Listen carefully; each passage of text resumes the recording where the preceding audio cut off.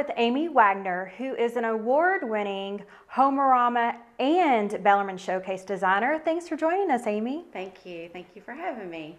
And we're here today in a house that you staged. Yes. Amy, why should someone consider staging their home?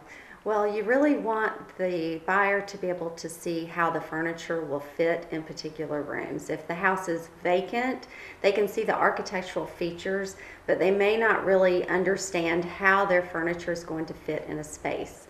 So it's important for the homeowner or the buyer to be able to see the furniture in place and know how they could place their furniture and already have that plan in place for when they move in.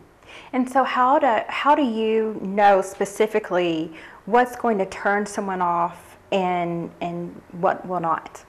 Well, that's fortunately one of my certifications. I have 2 certifications in staging, and one of them is expert psychological staging, which taught me what the emotional triggers are to turn them away or pull them into a house. And one of those triggers to push them away would be personal photos, as well as, let's say, a coffee cup sitting on a counter, or your shaver in the shower, or your jewelry laying out. Those are all personal items that when a buyer comes into a house and they see your personal things in the house, they feel like they are invading your space, someone else's space. And we want the buyer to feel like this is their home. We want them to have an emotional attachment to that house and want to sit down and sign a contract. So we want to take those emotional triggers away. We want to neutralize the space so that it is an emotional trigger to pull them into the house.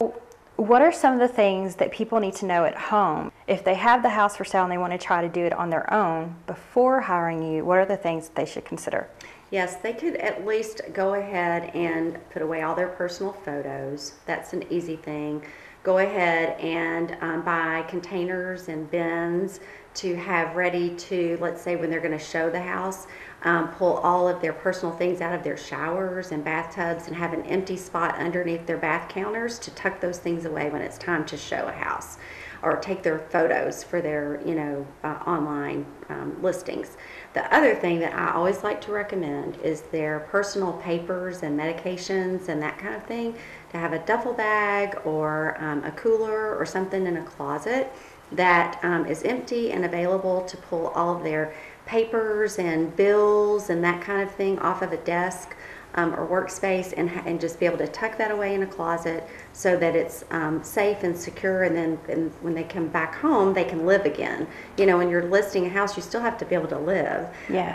But realistically you need it to be clear and free for showings and listings. You don't want people to know where you go to the doctor or what your American Express bill is, and that's just a little tip. So. Yes, it's very things that you don't think about. Yeah. And so removing the personal items also helps the person that's selling the house detach themselves from the house, doesn't it? Yes, you really need to go ahead and detach from the home. It's not your house anymore, and that's your goal. You want to sell it. So go ahead and start that emotional process of removing yourself from the home. It's not going to be yours anymore, so go ahead and accept that, and part of that process is packing your personal thing. And that's something that we offer with our moving management services. I tell people, don't spend more than 2 hours at a time packing. Spend 2 hours, take a break, go to Starbucks, have a glass of wine. All right, well, thank you so much for being here with us. That wraps up another episode of Your Kentuckiana Home.